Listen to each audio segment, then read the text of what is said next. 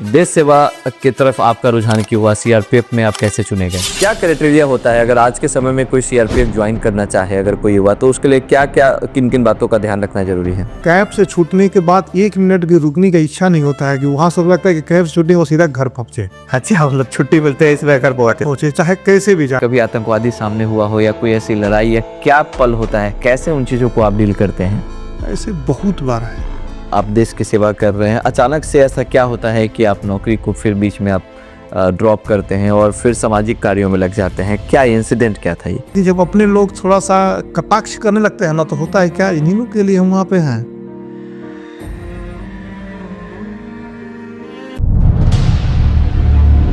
दोस्तों नमस्कार, आपके story.com पर आप सभी का स्वागत है। मैं राकेश शांडिल आज एक नए व्यक्तित्व के साथ, नई कहानी के साथ, और आज हमारे साथ हैं बक्सर के रंजन कुमार राय जी। मूल रूप से ये सीआरपीएफ से रिटायर है, मतलब सीआरपीएफ की नौकरी की, देश की सेवा की, और 12 साल देश की सेवा करने के बाद किसी एक घटना या किसी एक विचार के बाद इन्होंने अपने विचार को बदला और समाज सेवा की तरफ आगे बढ़ गए।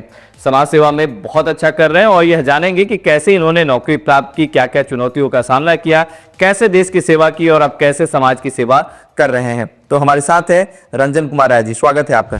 थैंक यू सर, यहाँ बुलाने के लिए बहुत बहुत धन्यवाद आपका।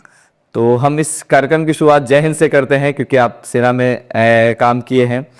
रंजन जी, थोड़ा सा अपने शुरुआती दिनों के बारे में बताइए। मूल रूप से आप कहाँ के रहने वाले हैं और आपकी पढ़ाई लिखाई कहाँ हुई? मैं बक्सर डिस्ट्रिक्ट, जो हमारे बघवा एक डिस्ट्रिक्ट से प्रचलित तो कहा जाता था जब हम लोग तो बक्सर डिस्ट्रिक्ट से हम आते हैं, और हमारा गांव पड़ता है डिहरी। अच्छा। जो राजकोट थाना के अंतर्गत है, राजकोट थाना पड़ता है, ग्राम पड़ता है डिहरी। तो मूल निवासी हम डिहरी गांव के। और पढ़ाई लिखाई आपकी? और पढ़ाई लिखाई हमारी डिहरी गांव में है, गंगा आदर्श उच्च विद्यालय डिहरी। अच्छा, स्कूल है, वहाँ पे हमने तो सरकारी स्कूल से ही पढ़ाई लिखाई की आपने? सरकारी स्कूल से ही पढ़ाई लिखाई। आमतौर पे क्योंकि युवाओं में एक नई ऊर्जा होती है, जोश होती है, और भी कई ऑप्शंस होते हैं रोजगार, और भी सरकारी नौकरी में कई ऐसे सिविल, देश सेवा की तरफ आपका रुझान क्यों हुआ? सीआरपीएफ में आप कैसे चुने गए? बहुत बचपन में हम लोग पहले बॉर्डर फिल्म हम लोग छोटे छोटे थे तो देखते थे, तो उसमें अंदर एक अलग जोश आता था कि हम भी जाएंगे बॉर्डर पे। पढ़ने लिखने में खास तो मन लगता नहीं था, लेकिन दौड़ने में हम लोग को शुरू से ही काफ़ी खेल कूद में मन लगता था। तो पिताजी का कहना तुम फौज में ही जाओ, तो सबसे इजी हमें वहीं लगा।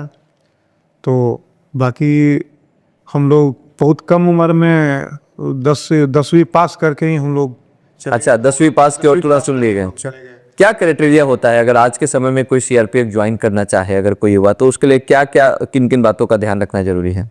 पहले तो हम ये बता देते हैं कि पहले जब हम लोग भर्ती हुए थे, उतना टॉप चीज़ें नहीं थी। अच्छा। पहले प्राथमिकता दी जाती थी फिजिकल पे।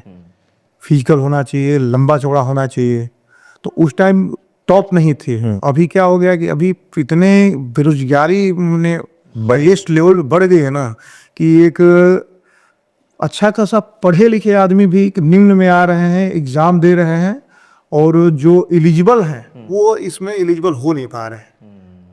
तो मतलब काफी पहले से मुश्किल हो गया, कंपटीशन ज्यादा हाई हो गया है। अगर हम आगे की बात करें तो सेना में जाना अपने आप में बहुत प्राउड का ये होता है। जब आपकी नौकरी हुई होगी तो सबसे पहली खबर आपने किसको बताई कि आपकी नौकरी हो गई, और उस समय घर का माहौल क्या था?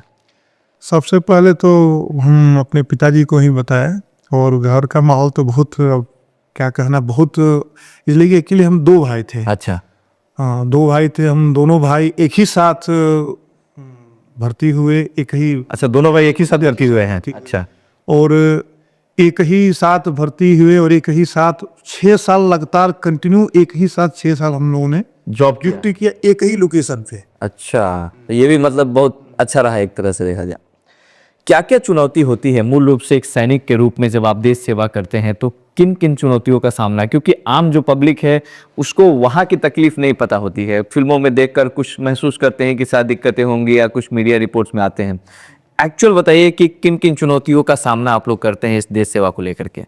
चुनौतियां मुख्य रूप से ये है कि जैसे हम लोग यहाँ से भर्ती होके ट्रेनिंग में गए, तो ट्रेनिंग में जाने के बाद हम लोग ऐसे ऐसे गतिविधियां जैसे ट्रेनर के द्वारा कराई गई जिसमें ये फील हुआ कि जो चीज़ें चल रही हैं, जो भी चीज़ें आने वाले समय में हमारे पे होने वाला है, उसी के लिए सिखलाई दिया जाता है और कहीं ना कहीं वो हमारे ड्यूटी के अंदर काम आते हैं।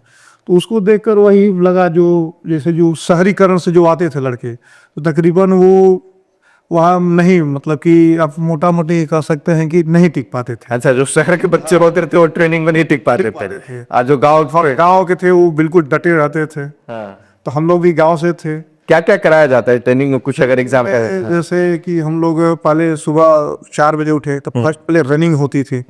रनिंग होगा 2 घंटे पूरा एकदम, अब जैसे गले हमारे फौजी वाले भूत की तरह। अच्छा। हाँ, रनिंग होता था। रनिंग होने के बाद एक्सरसाइज, पीटी परेड, हाँ, और बहुत कुछ है जो हम कराया जाता है। मैंने कराया जाता था उसमें।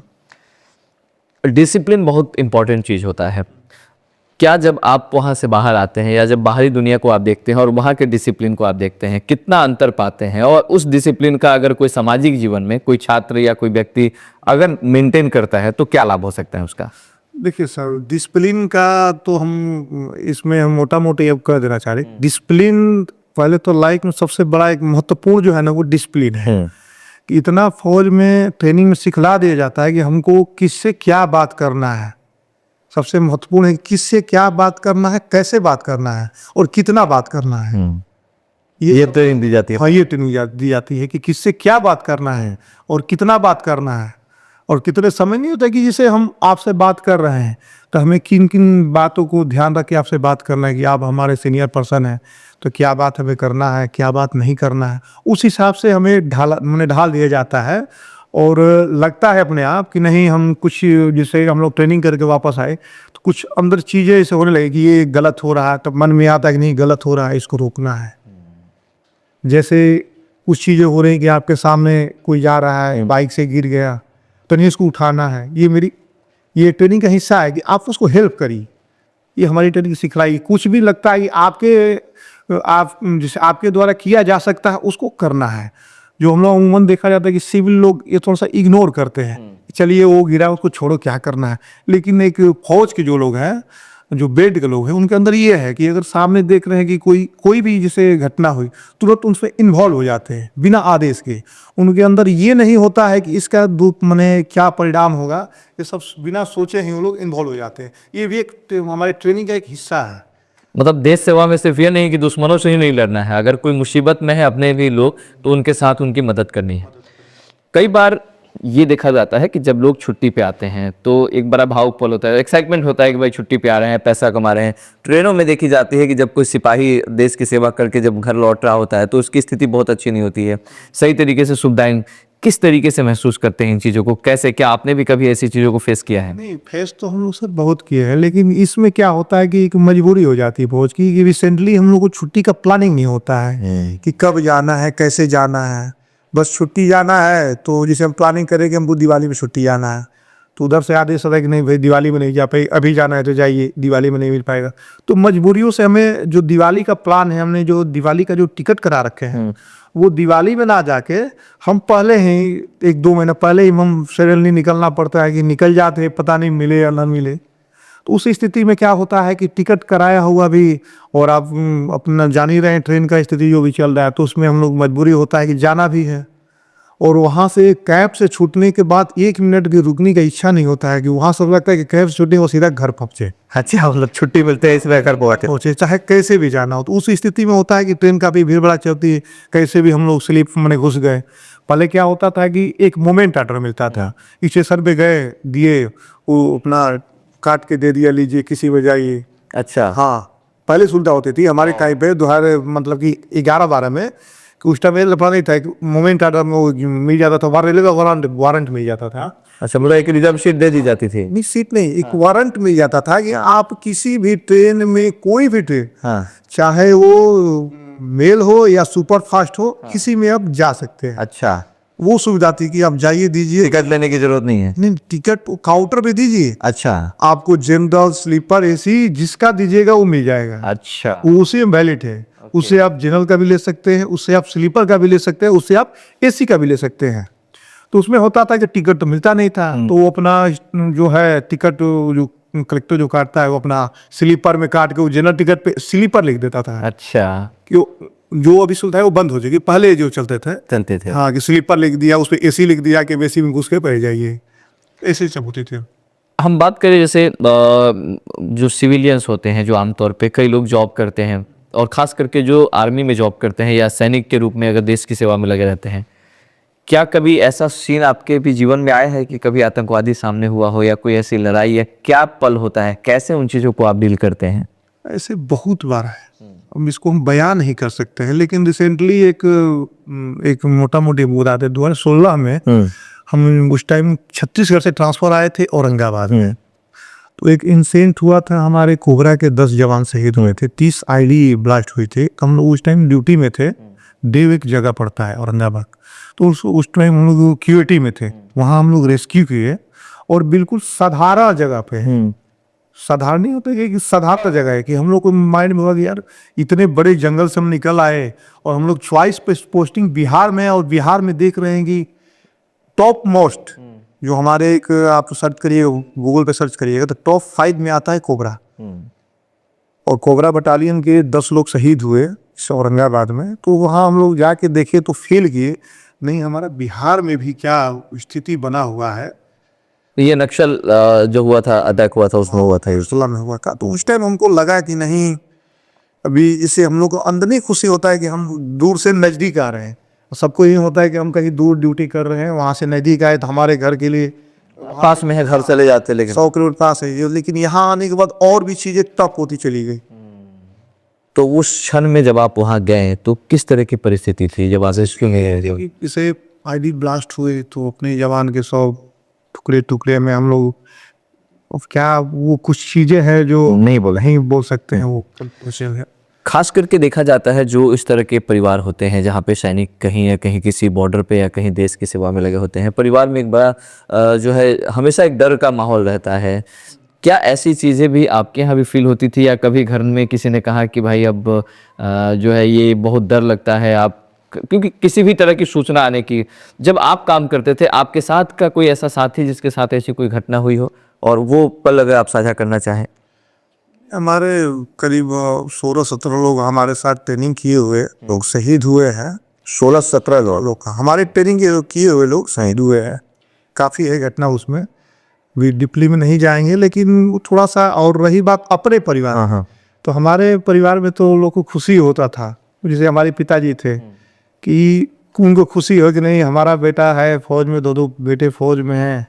तो कभी उनके मन से कभी हम लोग मैंने मुंह से सुने नहीं कि नहीं ऐसा बोला, कोई डर नहीं लगता उनको, कहीं डर ही नहीं लग रहा है कि कभी हम लोग फील किए नहीं। अब ऐसे भी हम लोग वो तो कहते हैं ना कि जो लिखा है वो होगा, हमारे चाहने से कुछ होने वाला तो है नहीं। तो ऐसा कभी मन में आया भी नहीं और कभी परिवार में ऐसा सुने भी नहीं। आते हैं आगे की तरफ, क्योंकि आप एक जॉब में हैं, आप देश की सेवा कर रहे हैं, अचानक से ऐसा क्या होता है कि आप नौकरी को फिर बीच में आप ड्रॉप करते हैं और फिर सामाजिक कार्यों में लग जाते हैं? क्या इंसिडेंट क्या था ये? इंसिडेंट था कि रिसेंटली 2022 में पिताजी हमारे कुछ शब्द जो है हमें बताए कि आप नौकरी छोड़ दो, छोड़ जाओ, परिवार देखो, और यहाँ तुम अच्छे यहाँ आओगे तो लोगों की भला ही करोगे। एक तो नौकरी करोगे आप यहाँ आओ, और मतलब 2 बेटे हैं, 2 बेटे में एक बेटा तो ऑलरेडी नौकरी कर रहा है, इसलिए एक जो है घर की जरूरत है, घर की जरूरत, तो आप घर पे आ जाओ, ये उनका कहना था। और अब पर्सनल जो बातचीत हुई, हाँ, और ये बात करने के करीब 6 नवंबर 2021 अच्छा, हम जो बात हुई उनसे, और बात होने, वो भी जो बात हुई ना उनके फ़ोन से नहीं हुई, हमारे एक हैं चौबे जी, हाँ, तो उनके ही फ़ोन से बात हुई कि ऐसे ऐसे बात है। तो हम उनसे पूछे गए आखिर रिसेंटली ये ऐसे क्यों बात कर रहा है, तो बोले कि नहीं थोड़ा तबीयत इनका ठीक नहीं लग रहा है।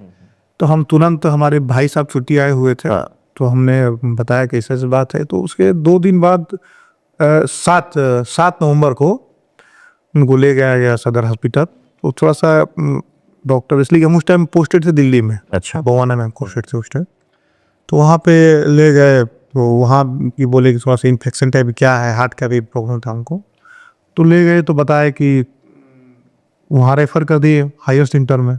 तो हमने उनको दिल्ली बुलवाए मेदांता में, तो उसी टाइम कुछ चीज़ें बात हुई उनसे, तो बात तो करके उनको लगा वैसे कि नहीं अब हम मतलब कि अब हम नहीं जिएंगे, अब नहीं हो पाए नहीं बच पाए हैं। और रिसेंटली हुआ भी ऐसे कि चाह के भी नहीं बच पाए हो? नहीं बच पाए, और वो बातें कहीं ना कहीं हमारे क्योंकि अंतिम समय में उन्होंने ये कहा था कि आप वहां से छोड़ के अब आ जाओ और साथ रहो। उनका उद्देश्य ये था कि अब साथ रहो, क्योंकि उनका साथ एहसास हो गया होगा कि हम नहीं बच पाए। नहीं बच पाएंगे। आमतौर पे नौकरी होना एक बहुत बड़ी बात है और नौकरी छोड़ना बहुत बुरी बात है। ये एक समाज का एक सिस्टम है। आप क्या सोच के आते नहीं आते वो आपकी विचारधारा होती है। जब आपने नौकरी छोड़ने का निर्णय लिया और जब आप नौकरी छोड़कर आए तो समाज में किस तरह की समस्या क्रिएट हुई? क्योंकि लोगों को तो ये लगा था कि भाई 7 साल का होगा उसके बाद आएगा, अचानक से 30-32 साल की उम्र में आ जा रहा है वापस। क्या क्या दिक्कतें हुई? सर थोड़ा सा बात बोलूँगा कड़वा है, बोलना भी जरूरी है समाज के लिए। जब हम लोग ड्यूटी में थे ना, हाँ। अमूमन क्या होता है कि जैसे ड्यूटी में 2 महीने की छुट्टी मिलती है साल में, तो जैसे बंदा 1 महीने की छुट्टी आया है, हाँ। तो छुट्टी आने के बाद क्या होता है कि हम लोग वसूल है कि जिस महीने हम छुट्टी जाए उस महीने की सैलरी दोस्तों में उड़ाना है। अच्छा। मेन पॉइंट ये रहता है दोस्तों में, ये होता नहीं कि जिस महीने की हम छुट्टी जा रहे हैं, हाँ। वो सैलरी क्या होता है कि वो खर्च हो जाता है दोस्तों में। हाँ। तो उसमें क्या होता है कि दोस्तों के साथ अपना कहीं भी गए, ये पार्टी हो रहा है वो पार्टी हो रहा है, तो सभी लोग क्या होते हैं, सभी समाज के लोग खुश रहते हैं कि हाँ चलो भाई एक मनाया, अगर खिलाया पिलाया, इसके बाद तो चला जाएगा। अब क्या हो जाता है कि ऐसे चलते रहता है, तो उसको लगता है कि भाई इससे हमें कोई खतरा नहीं है। नहीं है। हाँ। इसलिए तो आया कि खर्च किया कि नकली में चला जाएगा। हाँ। और उसके अंदर ये होता है कि अब ये हमारे जैसे नहीं कि इससे हमको कोई खतरा नहीं है। खतरा मतलब कि जान माल खतरा नहीं होता, हाँ। कि हम जो कार्य कर रहे हैं हमारे काम में डिस्टर्ब नहीं गए, हाँ, कोई कॉम्पिटिटर ना बन जाए। कमांडा बन जाए। अब यही क्या होता है कि हम परमानेंटली जब घर आ जाते हैं तो वो समस्या फेस करना पड़ जाता है कि कहीं ना कहीं माइंड में चलने लगता है कि यार ये अगर आ गया है कहीं मेरा जगह ना ले ले, इसके पास पैसा है खर्च करके ये हो जाए वो हो जाए।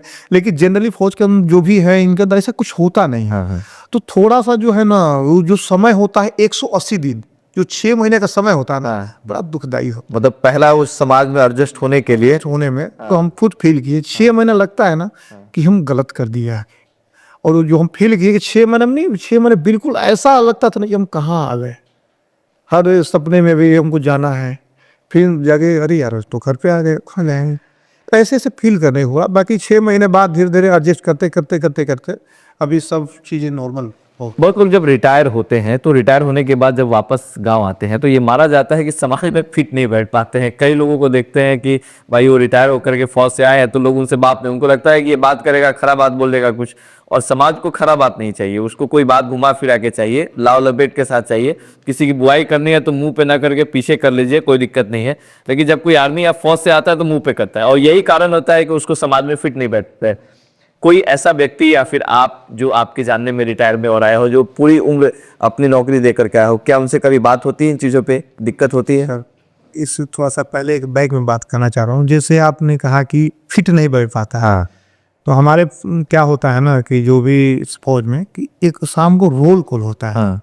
तो रोल कॉल में कहा जाता है कि जिसको जो समस्या है 2 कदम आगे लेके कहे। अच्छा। हाँ, आगे लेके सामने बोले। हम लोग क्या है ना, कहीं ना कहीं वो आदत बना हुआ है कि हमको जो समस्या है तो 2 कदम आगे के सामने आके बोलने की कि हमको ये समस्या है, हमको ये करना है, सबको ये करना चाहिए, छुट्टी जाना चाहिए। तो हम लोग वो कहीं ना कहीं हमारी हैबिट हो जाता है कि किसी को कहना है तो हम पीछे हट के नहीं, पीछे हटना यानी जो आप कह रहे हैं पीछे हटना माने पीछे नहीं, 2 कदम आगे लेके हाँ आप गलत हो तो आप गलत हो। हाँ। हम मुंह पे बोलेंगे और सबके सामने बोले। यही कहीं ना कहीं जो समाज है, सिविल पर्सन का समाज है, उनको ये बुरा लग जाता है कि ये तो डायरेक्ट हमारी बेइज्जती कर रहा है। तो ये चीज़ें थोड़ी सी एडजस्ट होने में समय लग जाता है, फिर धीरे धीरे तो लोग समझ ही जाते हैं, इसके बाद नॉर्मल हो जाते हैं। फिर बातचीत का तरीका बदल देते हैं कि भाई कहाँ क्या बोलना है नहीं बोलना है।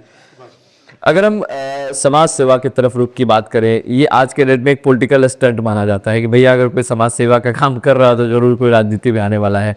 क्या ऐसा भी चीज़ कुछ आपका उद्देश्य है, क्योंकि आप सामाजिक क्षेत्र में भी काम कर रहे हैं? क्या है आपके संस्था का नाम, जरा बताइए उसके बारे में। सर पहले तो हम बता देना चाह रहे हैं कि इस जो आप कह रहे हैं सबके मन में यही आता है कि रात को घूम के कंबल बांटता है, उसका मदद करता है, उसका मदद, कोई ऐसे थोड़ी ना करे, सबको तो चुनाव ही लड़ना है। लेकिन मैं ये बता देना चाह रहा हूँ कि हमारा बैकग्राउंड परिवार का चुनाव से है, 20 साल से लगातार चुनाव में ये लोग जी हैं, पारिवारिक जो है। पारिवारिक। हाँ।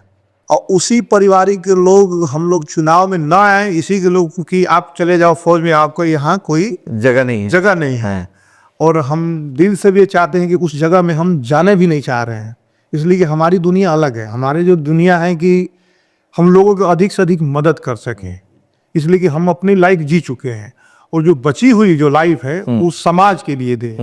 जो पिछड़े हुए लोग, जो नहीं होता है कि हम कर सकते हैं और हम कर नहीं पाते हैं, तो उसके लिए कि हमें राजनीति से हट के और ये हम उसको करते हैं। और हमारा एनजीओ का नाम है बक्सर वॉरियर एसोसिएशन।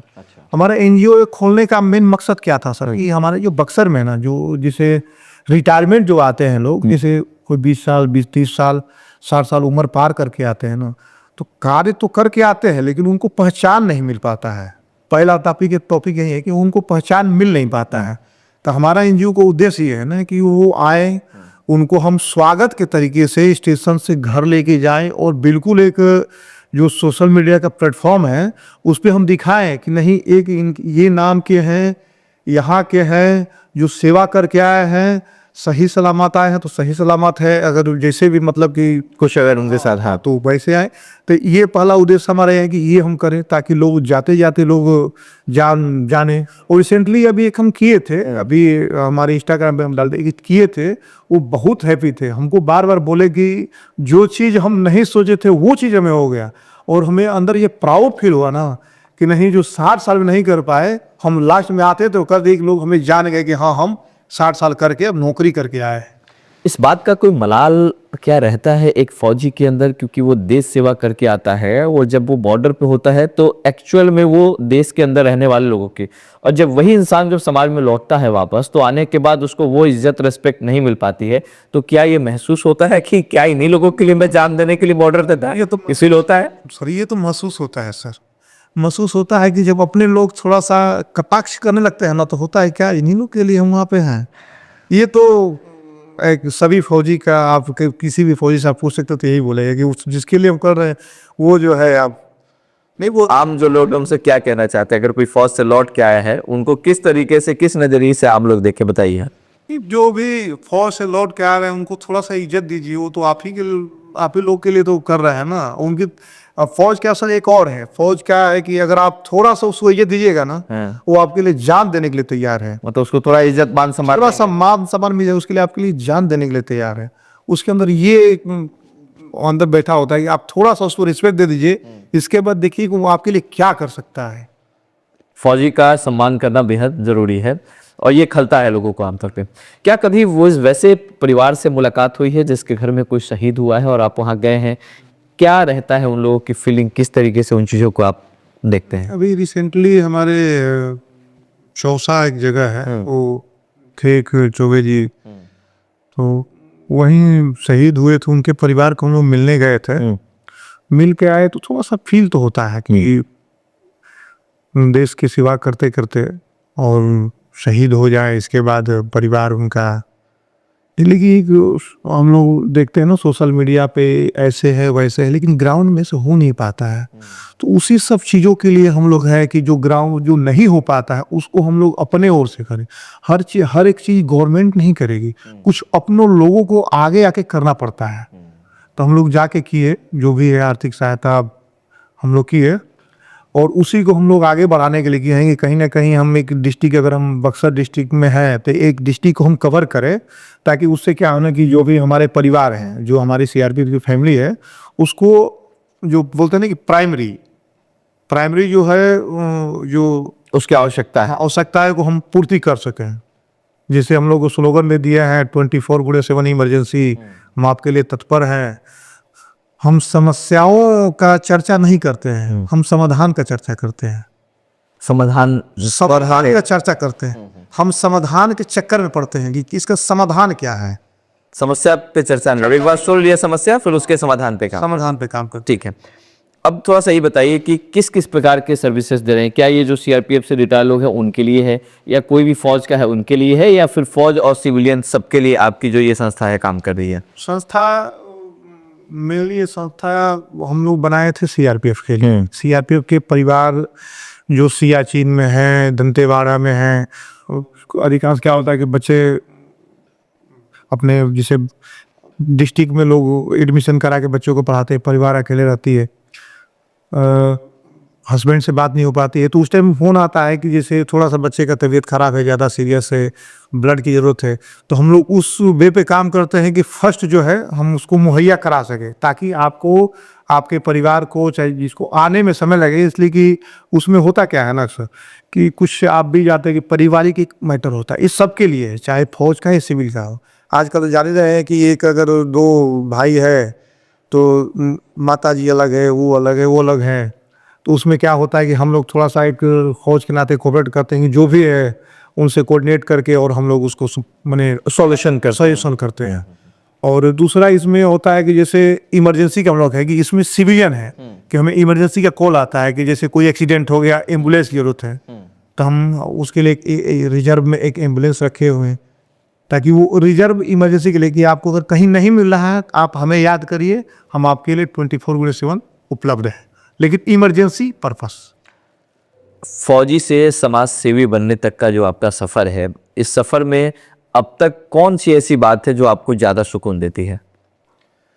सबसे सुकून तो हमको यही देता है कि लोग, जैसे एक सडनली हमारे साथ एक घटना हुई थी, हम जा रहे थे औरंगाबाद, तो हमारी गाड़ी में अधिकांश वो कंबल मिठाई पड़े रहते हैं, तो गए तो हम एक रोड डिवाइडर पे, सासाराम से डिवाइडर पे एक बुजुर्ग व्यक्ति बैठे हुए थे, वहाँ पे देखे ना, तो हम रोक के गाड़ी पे और उनको कंबल उड़ाए और मिठाई दिए, तो वो हमको बोले कि आप भगवान हैं।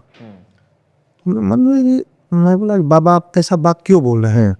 बोला बेटा अभी मैं बोल रहा था कि थोड़ा सा कुछ मिल जाता खाने को, हम बोले और हमारे हाथ में आके मिल गए, मैंने हमें मिल गया है, तो हम सीधा भगवान के, हे भगवान हम मांगे या तुरंत इतना जल्दी हमको मिल गया, तो इसलिए हमारे मुंह से निकला कि आप भगवान हो। तो वैसा चीज़ हमको फील होता है कि देखिए हम करते नहीं हैं, सब कहीं ना कहीं चीज़ें सेट होती है कि आप यहाँ जा रहे हैं, कोई मिन्नतें मांग रहा है, कोई ये मांग रहा है, और हमारे विचार बदल रहे हैं, चलिए इसलिए कि हम भी चल रहे हैं, देखिए कि हमारा भी चलिए इनको दे देना चाहिए, और वो अपने मुंह से कह भी रहे हैं, बात को दर्शा भी रहे हैं कि नहीं आप भगवान हो, तो कहीं ना कहीं ये क्वेश्चन मार्क उठ जाता है कि हम लोग एक दूसरे से अटैच, उसमें उससे हम लोग एक खुशी मिलती है, नहीं कुछ न कहीं न किसी के नज़र से तो हम अच्छा काम कर रहे हैं।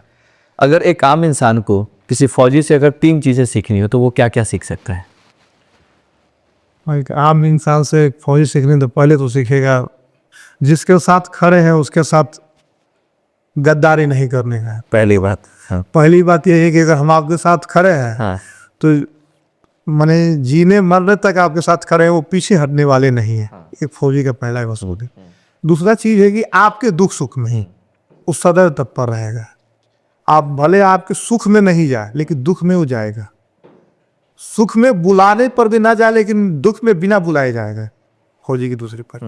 अब तीसरा तो जैसे जनरली क्या है कि फौज बताना कि बिन बुलाए मेहमान कब बनेगा। जैसे आप किसी परेशानी में पड़े हैं, किसी मदद की जरूरत, आप बिना मांगे आपका मदद करेगा, ये अंदर से होता है कि बिना मांगे आपका मदद करेगा। ये 3 चीजें समाज को सीखनी चाहिए जो आमतौर पे समाज। हाँ, क्या करने चाहिए बिन मांगे। अगर किसी को हेल्प की जरूरत है तो आपको वैसा नहीं कि वो मांगे, आपकी अपनी जो है आइडियोलॉजी की क्या बोलते हैं उसको, कि आप उससे आपको करिए कि उसको क्या जरूरत है, उसकी भरपाई आप पूरा करिए, उसके नीड को समझिए, उसको समझ कर। हाँ। कुछ चीजें क्या होती है समाज में लोग कह नहीं पाते हैं, तो उसमें आपको आगे बढ़ के आना। हो सकता है कि उनको कहने में मतलब दिक्कत हो रही है, सब महसूस कर रहे हैं, लेकिन समस्या है उनके साथ, तो एक फौजी जो है आगे बढ़ के उस चीज को समझ लेता है और वो चाहता है कि उनकी समस्या का समाधान बिना कहे हुए कर दिया जाए। और इसमें सडनली ये होता क्या है ना कि जैसे मान लीजिए हम जा रहे हैं रोड पे, कोई घटना हुआ, कोई बाइक एक्सीडेंट हुआ, कोई कार एक्सीडेंट हुआ, तो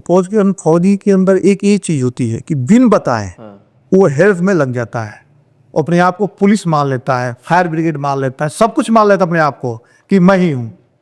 वो इंतजार नहीं करता है कि हमें कोई बताएगा, चाहे हमें क्या मतलब, चाहे हमको क्या लेन देना, चाहे हमें लेट हो रहा है, उससे कोई मतलब नहीं है।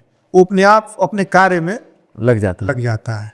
उसके लिए हर एक व्यक्ति नागरिक है, जो देश का नागरिक है, उसकी सुरक्षा उसके दिमाग में, जहन में भरी रहती है। एक सवाल और बनता है यहाँ पे कि कई बार कई ऐसी घटनाएं होती है कि जब कोई आर्मी जवान अपनी सीमा पे देश की सुरक्षा के लिए लगा हुआ है, उसके परिवार में किसी प्रकार की कोई घटना होती है और वहाँ का जो लोकल पुलिस है वो उसके साथ बर्बरता करता है, उसके साथ गलत व्यवहार करता है। जब ऐसी घटनाएं आती है तो एक फौजी के मन में क्या चल रहा होता है उस समय उस पुलिस वाले को लेकर के, या क्या चाहता है वो? क्या ये आपको लगता है कि एक गैप है सरकार के पास कि जब कोई फौजी काम कर रहा है, जब देश की सेवा कर रहा है, तो उसके परिवार के साथ पुलिस कभी गलत व्यवहार ना करे? ये तो सर होना चाहिए, लेकिन हो कहाँ पाता है। ये तो होना चाहिए, तो एक जैसे हम लोग को ऐसा आता है न्यूज में, तो हम सोचते हैं कि अच्छा रुको, कोई कर रहा है नहीं, इसको भी एक बार भेजा जाए वहाँ, ताकि वो सियाचिन की जो है ना बर्फ, वो झेल सके कि क्या होता है ड्यूटी फौजी की। यहाँ तुम सबको लगता है कि हाँ हम ही 30 मार खा है। अब वो थाने में है तो थाना प्रभारी को लगता है कि मैं ही 30 मार खाऊं, लेकिन जो जहाँ ड्यूटी करता है वहाँ का वो 30 मार खा होता है। तो इसलिए अब हमारी ड्यूटी ये नहीं होती है, लेकिन थोड़ा सा दिल में मलाल रहता है कि हम कर रहे हैं आपके लिए, हम कहाँ पे हैं और आप हमें पे लग रहे हैं कि बस।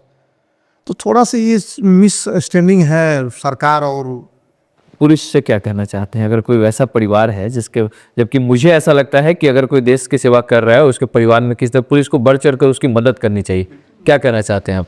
पुलिस को इसमें मदद करनी चाहिए। पुलिस की भावना क्या है ना कि एक फौजी के, ठीक है हर आदमी का नहीं कहा जा सकता, लेकिन पुलिस इसमें बढ़ चढ़ के हिस्सा ले कि अगर वो परिवार अगर फौजी का परिवार है तो थोड़ा उसको सपोर्ट करे, सिचुएशन में देखे। इसलिए कि फौजी का क्या है कि कोई भी एक फौजी क्या है कि हर महीने तो आ नहीं सकता है, कभी 3 महीने 6 महीने, और ज़्यादा जैसे क्या होता है हिल एरिया में रहता है तो 6 महीने में एक बार छुट्टी का परमिशन होता है। उस स्थिति में क्या होता है कि परिवार को लोग हैंडल नहीं कर पाते, समस्याएं उत्पन्न होती हैं। तो उस टाइम प्रशासन को चाहिए, पुलिस को चाहिए कि थोड़ा सा अधिकांश होता है ज़मीन का विवाद, कि हम वहाँ पे ड्यूटी हैं, जमीन कोई कब्जा कर रहा है, हम उसमें अपील कर रहे हैं, कोई सुनने वाला नहीं है। दौड़ रहे हैं, आप सोशल मीडिया पर देख रहे हैं, काफ़ी चल रहे हैं ऐसे कि गुहार लगा रहे हैं हमारा ज़मीन कब्जा कर लिया, हमारा ये कर लिया। अब वो बेचारा वहाँ ड्यूटी करे कि यहाँ परिवार की समस्या में। हाँ, तो ये चीज़ें हैं, ये चीज़ें सुधरना चाहिए। और राजन जी, आपसे बात करके बहुत अच्छा लग रहा है, और जो चीज़ें आपने बताई, जो पीड़ा आपने बताई, हम अंतिम में बस ये जानना चाहेंगे कि एक फौज के लाइफ को आप कैसे देखते हैं? जैसे आपने सियाचिन की बात की, आपने और भी अलग अलग बॉर्डर की बात की, किस तरीके से जब आप परिवार से कट जाते हैं तो किस तरीके से वहाँ पे आपका जीवन यापन होता है, जरा उसको शॉर्ट में बताइए। फौजी की लाइफ, मतलब हमें ये कहा एक सिविलियन की लाइफ और एक फौजी की लाइफ में क्या अंतर है?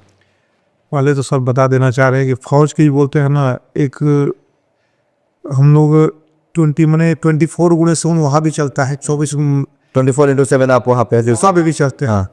हमारे साथ पहला जो रहता है ना, वो हमारा होता है हथियार, वेपन, जिसको हम अपने भाषा में बोलते हैं कि पहली हमारी वाइफ वही है। हाँ, हथियार जो है पहली वाइफ है, पहली वाइफ है, फौजी की पहली वाइफ हथियार है। हथियार है। हाँ। और उसमें होता क्या है ना कि सर 10 महीने उसके साथ रहते हैं, हाँ। और 2 महीने रहते हैं पत्नी के साथ। पत्नी के साथ, और 24 घंटे वो हमारे साथ रहती है, वही हमारी सुरक्षा करती है।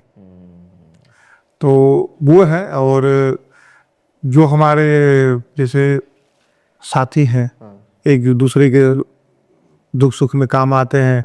अगर हमें बुखार हो गया तो घर से तो कोई अगल बगल वाला है, दवा खिलाता है, पानी पिलाता है, चाय खाना होना सब, मतलब कि होता है कि जो ये सब मिलता है, लेकिन इमोशन नहीं रहता है फिर पारिवारिक। हाँ। परिवार का तो क्या होता है ना कि इमोशन ही हमको पता है कि हम जांच सकते नहीं, तो कहीं ना कहीं हमारी जो मानसिकता उसमें ढल जाती है कि हमारे जो बॉडी पेयर में रहते हैं उनके साथ हमें रहना है, सब कुछ करना है। लेकिन एक चीज़ इसमें होता है कि जैसे मान लीजिए हमारे जो एक दूसरे के लिए हम लोग जान देने के लिए तैयार रहते हैं, जो वहाँ फौज भी जो लोग होते हैं, इसमें यही होता है कि सिविल में नहीं होता है कि तुम मरो हम नहीं मरेंगे, लेकिन वहाँ होता है कि हम मरेंगे तुम नहीं मरोगे। अच्छा, ये सबसे बड़ा हम लोग का है। मतलब एक फौजी की सोच है कि मतलब हम बोली रम खाएंगे, बोले मेरा दोस्त उसको बचा ले। हाँ, दोस्त को बचाने की हुआ भी है। तो ऐसे इंसिडेंट हुए हैं कि दूसरे को बचाने के लिए गोली दूसरा जवान खा रहा है, होता है कि हम आए तो उसमें बॉडी पेयर में चलता है। अभी रिसेंटली मान लें हमारे काफ़ी 2-3 कोच दोस्त हैं जो आज 14-15 साल से माने करीबी हैं, जो एक दूसरे के लिए कुछ भी करने के लिए तैयार है, कुछ भी यानी कुछ भी। कुछ दोस्तों का नाम लेना चाहेंगे जो अभी सेना में अभी सेवा दे रहे हैं? सेवा दे रहे हैं, सेना में सेवा दे रहे हैं। जैसे हमारे भी जो हम एक नंबर पर रखे हैं वो हमारे बहुत करीबी हमारे ही नाम के हैं। अच्छा। है तो दोनों हमारे ही नाम के हैं, हाँ हाँ। लेकिन जो मेन हमारे ही नाम के हैं वो है रवि रंजन अच्छा। कुमार, जो यही छपरा से बिलोंग करते हैं। अभी वो पीडीजी में थे, पाले में ड्यूटी में, अब VSG हो गया है, VIP ड्यूटी का दिल्ली में। तो और है एक राजीव रंजन ठाकुर, अच्छा। मधुबनी से बिलोंग करते हैं। वो लंबे लंबे ऐसे मूछ रखते हैं वो। हाँ रखते हैं वो। तो ऐसे काफ़ी दोस्त हैं जो एक दूसरे के लिए, हम अगर बोल दें कि ये इमली है तो उसमें क्वेश्चन नहीं करना कि इमली का है बोल, हाँ इमली है, इमली है बोल, नहीं होता कि ब्लाइंड फेथ करा, मतलब भरोसा है पूरा। हाँ। भरोसा कुछ भी हम लोग आना है, जाना है तो जाना है, मिर्चा खाना है तो मिर्चा खाना है। अब उसमें ये नहीं कि हम नहीं खाते हैं चाहे हम नहीं जाते, ये सब चीज़ें हैं। कई बार ये दिखाया रहता है कि फिल्मों में कि भाई रोटी सूखी हुई मिल रही है, खाना अच्छा नहीं मिल रहा है, ऐसा कुछ क्या इस तरह से भी अपनी व्यवस्था करनी पड़ती है सियाचिन जैसी जगह पे? सर वो तो कुछ चीज़ें हैं जो गोपनीय है, उसको हम नहीं सुन सकते। जैसे कि बहुत लोग सुने होंगे, बहुत लोग BSF को उसके लोग सस्पेंड हो गए, तो इस पर हम चर्चा नहीं करना चाहिए। अब देखिए सर, ये अपने सोच का फर्क है। अगर नहीं मिल रहा है तो कुछ चीज़ अपनों से भी व्यवस्था करना पड़ता है। गवर्नमेंट सैलरी दे रही है ना, जरूरी नहीं कि गवर्नमेंट खाने की सब भरपाई, आप भी तो अपने से भरपाई करिए उसका। अब खाना ठीक नहीं मिल रहा है तो इसमें गवर्नमेंट का हम दोष नहीं दे सकते हैं, पैसा दे रही है ना, आप उसका यूज करिए, नहाइएगा। तो ये कुछ बातें थी, बहुत अच्छा लगा आपने जो अपने फौजी बनने से लेकर के और छोड़कर फिर अपनी समाज सेवा की तरफ जो आप आगे बढ़े हैं, जो लोगों की मदद कर रहे हैं, खास करके जो फौज में जो लोग हैं उनकी सेवा कर रहे हैं, जो रिटायर होकर के आ रहे हैं उनको सम्मान दे रहे हैं। ये सारी बातें कहीं ना कहीं बहुत प्रेरणादायक है और बहुत अच्छा लगा कि आप हमारे स्टूडियो आए और आपने अपने इस पूरे सफर को आपने बताया। अगर कुछ छूट गया, अगर आप कहना चाहें तो कहिए। छूटा है दो चीज हम सोच रहे थे बताने के लिए। हाँ। जो भी अपने फौज में है, हाँ। हम तो यही बोलते हैं, अभी भी हमारे दोस्तों को बात भी करते हैं। हाँ। ठीक है, फर्स्ट सबकी हमारे बिहार में सबसे चलता है ना, सबसे मैंने कॉमन चीज है हाँ। कि पहले सरकारी नौकरी पाओ। हाँ। सरकारी नौकरी नहीं पाओगे तुम्हारी शादी नहीं होगी। हाँ। ये फर्स्ट हमारा बिहार का कल्चर यही है। हाँ। तो पहला फोकस क्या होता है कि सरकारी नौकरी पाओ। हाँ। लेकिन हम अपने को सलाह लें, सरकारी नौकरी ऑप्शन नहीं है, हाँ। आप बिजनेस करिए। हाँ। फौज की नौकरी ऑप्शन नहीं है। एक होता है कि हम बिलिंग है जाने के लिए, हाँ। बिलिंग है जाइए। हाँ। अभी रिसेंटली अग्निवीर आ गए हैं हाँ। सर के लिए, हाँ। उस हिसाब से हम तो 3 अग्निवीर करके आए हैं। हाँ। तो हम ये कहना चाह रहे हैं कि जैसे हम लोग का सोच है कि हम अगर केपेबल है तो हम फौज में ठीक है, हम देश की सेवा कर रहे हैं, लेकिन देश की सेवा के साथ साथ अपने देश की बेरोजगारी को भी दूर करना है। वो भी हमारा ही दायित्व बन रहा है कि बेरोजगारी दूर करे। तब अपने दोस्तों को, जितने भी साथी हैं, सलाह देते हैं कि यार कुछ ऐसा काम करो कि 5 लोगों की बेरोजगारी दूर कर सको। फौज में ठीक है, आप हैं, सैलरी यार ये सब कर रहे हैं, आप केपेबल हैं, टैलेंटेड है, तो आप रिटायर होके आइए, कुछ ऐसा धंधा करिए, 10 लोग को रोजगार दीजिए। और हमने भी वही सोचा, और बाकी लोगों के लिए जगह दीजिए ताकि लोग उसके लिए नए युवा उसमें जाए। और होने वाला भी अभी 8वां वेतन आपका लागू होने वाला है। देखिए अभी इतना धड़ल्ले से सब आएंगे 8वां वेतन पे। हाँ, 8वां वेतन जनवरी में लागू हो जाएगा, धड़ल्ले से लोग आएंगे, रोजगार खुलेगा। और हम यही मेरा कहने का मेन उद्देश्य है कि जो केपेबल लोग हैं, फौज में भी केपेबल लोग हैं, वो आए बाहर और नए युवाओं को मौका दे जाने का, और आगे तो अपना रोजगार अपने हिसाब से जिसको जिसमें मन लग रहा है उसको अपना रोजगार खोले। और जो 5-10 जितने भी जिसकी केपेबल है उतना रोजगार लोगों को दे, ताकि बेरोजगारी दूर हो सके। हमको इसी बात के लेके खुशी होता है ना कि हम यहाँ आए हैं तो कम से कम 12-15 तो रोजगार हम दे रहे हैं। तो हमको ये खुशी कि हम अकेले थे, हम अकेले फौज में थे तो अकेले जी रहे थे, अकेले खा रहे थे।